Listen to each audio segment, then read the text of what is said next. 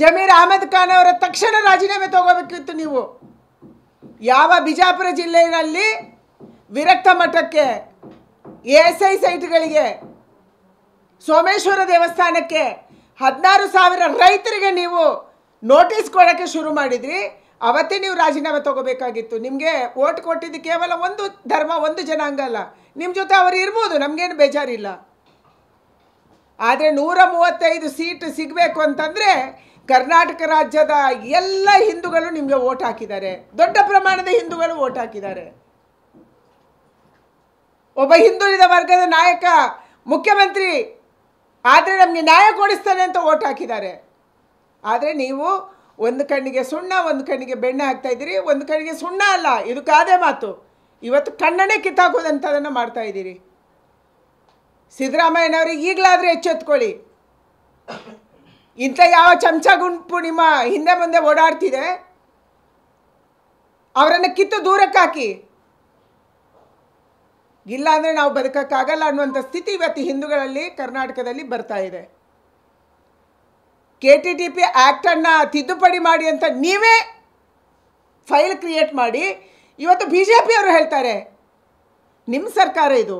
BJP ಅವರು ಏನು ಹೇಳೋದು? BJP ಭಾಷಣ ಮಾಡಿದ ತಕ್ಷಣ ಕಾನೂನು ಆಗಲ್ಲ. ಕಾನೂನು ಮಾಡುವವರು ನೀವು, ಕಾನೂನಿಗೆ ತಿದ್ದುಪಡಿ ತರುವವರು ನೀವು. ಒಂದು ವರ್ಗನ ಪ್ಲೀಸ್ ಮಾಡೋದಕ್ಕಾಗಿ ಇವತ್ತು ಇಷ್ಟೊಂದು ನಾಟಕ ಮಾಡ್ತಾ ಇದ್ದೀರಿ. ಇದು ನಿಮಗೆ ಶೋಭೆ ತರೋದಿಲ್ಲ ಮತ್ತು ಕರ್ನಾಟಕದ ಜನ ನಿಮಗೆ ಕ್ಷಮಿಸಲ್ಲ. ನೀವು ಕರ್ನಾಟಕದ ಜನರ ಕ್ಷಮೆ ಯಾಚನೆ ಮಾಡಬೇಕನ್ನುವಂಥ ಆಗ್ರಹವನ್ನು ನಾನು ಮಾಡ್ತಾ ಇದ್ದೀನಿ. ಮೇಡಮ್, ಅದೇ ನಜೀರ್ ಅಹಮದ್ ಅವರು ಒಂದು ಪ್ರಶ್ನೆ ಎತ್ತಿದ್ದಾರೆ, ಯಾಕೆ ನಾವು ಕೇಳಬಾರ್ದ ಮೀಸಲಾತಿ ಅಂತ? ಯಾರಿಂದ ಕಿತ್ಕೊಂತೀರಿ ನೀವು? ಜನರಲಲ್ಲಿ ಎಲ್ಲರೂ ಬರ್ತಾರೆ. ಇವತ್ತು ನೀವು ಯಾವುದೇ ಜಿಲ್ಲೆಗೆ ಹೋಗಿ, ಮ್ಯಾಕ್ಸಿಮಮ್ ದೊಡ್ಡ ಕಾಮಗಾರಿಗಳನ್ನು ಮುಸಲ್ಮಾನ ಕಾಂಟ್ರಾಕ್ಟರ್ಸೇ ಮಾಡಿದ್ದಾರೆ. ನೀವು ಮಂಗಳೂರು ತಗೊಳ್ಳಿ, ಉಡುಪಿ ತಗೊಳ್ಳಿ, ಕೋಸ್ಟಲ್ ಅಂತ ನಮ್ಮ ಜಿಲ್ಲೆಗಳಲ್ಲಿ ಕೂಡ ದೊಡ್ಡ ಕಾಂಟ್ರಾಕ್ಟರ್ಸನ್ನು, ದೊಡ್ಡ ದೊಡ್ಡ ಹೆಸರುಗಳು ಅವ್ರದ್ದೇ ಇದೆ. ನಮ್ಮದೇನು ವಿರೋಧ ಇಲ್ಲ. ನೀವು ಕಾನೂನು ಪ್ರಕಾರ ಬನ್ನಿ. ನೀವು ನಂಬರ್ 1 ಟೆಂಡರ್ ನಿಮಗೆ ಲೈಸೆನ್ಸ್ ಇದೆ. ನೀವು ಟೆಂಡರ್ಗೆ ಅಪ್ಲೈ ಮಾಡ್ಬೋದು. ಯಾರು ಬೇಕಾದ್ರೆ ಟೆಂಡರ್ ತೊಗೋಬೋದು. ಟೆಂಡರ್ ತೊಗೊಳ್ಳೋದು ಜಾತಿಯ ಆಧಾರದಲ್ಲಿ ಅಲ್ಲ. ಟೆಂಡರ್ ತೊಗೊಳ್ಳೋದು ಅವನಿಗೆ ಎಷ್ಟೇ ಎಕ್ಸ್ಪೀರಿಯನ್ಸ್ ಇದೆ.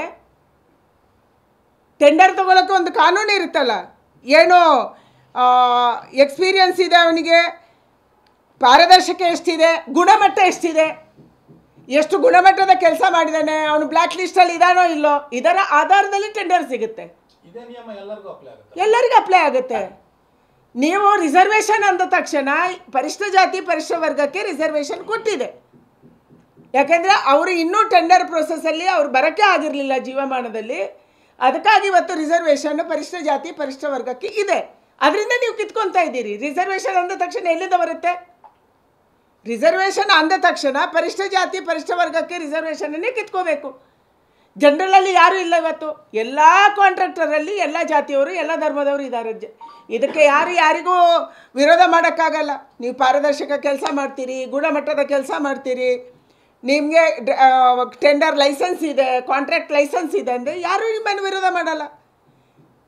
ನೀವು ಜಾತಿಯ ಆಧಾರದಲ್ಲಿ ಕೇವಲ ಒಂದು ವರ್ಗಕ್ಕೆ ಫೋಕಸ್ ಮಾಡೋದಕ್ಕಾಗಿ, ತುಷ್ಟೀಕರಣ ಮಾಡೋದಕ್ಕಾಗಿ ಇದೆಲ್ಲವನ್ನು ಮಾತಾಡ್ತಾ ಇದ್ದೀರಿ.